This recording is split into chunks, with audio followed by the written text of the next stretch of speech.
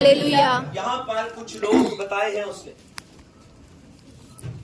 कुछ लोग बताए हैं जिनका भाग इंटरनल डेथ के लिए है, हमेशा की मौत के लिए। इसमें जादू टूना करने वाले हैं, इसमें विचार करने वाले हैं, इसमें हत्या करने वाले हैं, इसमें झूठ बोलने वाले हैं, इसमें नकली जीवन जीने वाले हैं।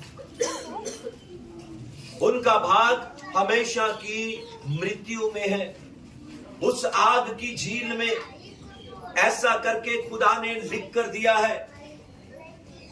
खुदा मेरे और आपकी जिंदगी जीवन में शमूलियत इसलिए देना चाहता है, शामिल इसलिए होना चाहता है कि हमें उस इंटरनल डेथ से महफूज करे, वो जो हमेशा की मृत्यु है।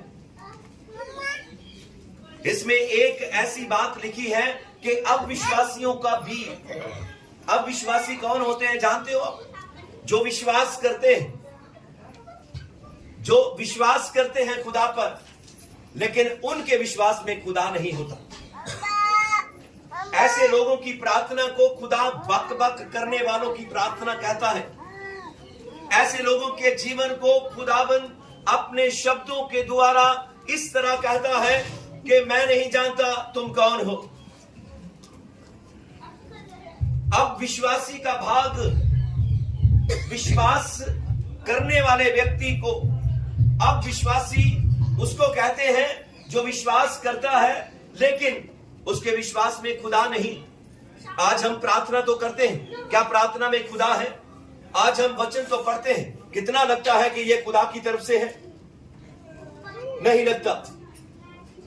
इसलिए नहीं लगता कि संसार की अभिलाषाओं ने हमारी जिंदगी को बिल्कुल निराशाहीन कर रखा है। हम अपनी मर्जी के लोग हैं, मन मर्जी के लोग हैं। हमें नहीं लगता है कि हम खुदा की मर्जी में अपने आप को इस कदर इन्वॉल्व करें या खुदा को अपनी जिंदगी में इन्वॉल्व करें। हमें लगता है अगर हमने पवित्र कर दिया तो संसार छूट जाएगा। ये हर विश्वासी को पता है। उसको पता है कि अगर मैं पवित्र हो गया तो संसार मुझसे छूट जाएगा। बताओ हम में से कौन है जो संसार से अलग रहना चाहता है? अगर आप मसा में हैं, अगर आप मसा लेना चाहते हैं, वो मसा आप अपनी जिंदगी जीवन में बना के रखना चाहते हैं, तो आपको संसार से अलगताई लेनी पड़ेगी। अगर आप चाहते हैं कि खुदा आपकी जिंदगी जीवन में शामिल हो, अगर आप चाहते हैं कि खुदा आप घर बनाए तो खुदा घर बनाए। अगर आप चाहते हैं कि आप बीमार हो तो आपके लिए खुदा डॉक्टर बन जाए। अगर आप चाहते हैं कि आपके पास कंगाली तपाली आए तो खुदा आपका राजा होकर सामने खड़ा हो। हम इसीलिए उसको राजाओं का राजा कहते हैं, राजाओं का राजा। यहां का राजा जो संसार का है, ये संसार का राजा हमें धन दौलत तो दे सकता है, लेकिन उसके इवज ब्याज भी ले लेता है।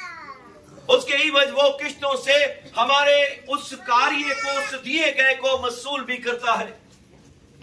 लेकिन जब उस राजा के सामने आप अपने आप को रखेंगे तो वो राजा आपके लिए राजा होगा। वो राजा आपके लिए अपने स्वर्ग के द्वारों को खोलेगा। वो अद्भुत गायब के खजानों को खोल देगा आपके और मेरे लिए। लेकिन शर्त यह है कि हम अपने खुदा को अपनी जिंदगी में शामिल करें। नौजवान बेटा या नौजवान बेटी जब एक दूसरे को देखते हैं तो क्या लगता है उनको कि वो उन्होंने खुदा को शामिल किया? मैं तो ऐसे बच्चों को जानता हूं कि वो अपने मां बाप को छोड़कर इवन पुलिस स्टेशन में उनके ऊपर ब्लेम क्लेम करके उनको अंदर करवा देते हैं। उनको लगता है कि वो जो सोच रहे हैं, वो जो जिंदगी है उनकी, वो हमेशा की जिंदगी है। नहीं, शादी भी हो जाती है, बच्चे भी होंगे, और फिर उस बच्चे को पता चलेगा कि मैंने अपनी मर्जी में अपने खुदा को शामिल नहीं किया।